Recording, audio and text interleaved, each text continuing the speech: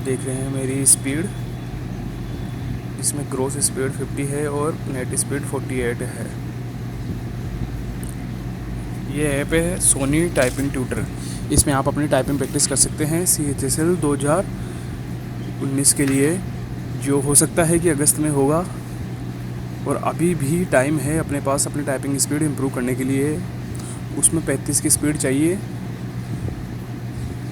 और जब आपकी स्पीड 50 प्लस हो तो अच्छा रहता है, कॉन्फिडेंस आता है वहाँ करने में। वहाँ एग्ज़ाम प्रेशर रहता है तो स्पीड कम होती है।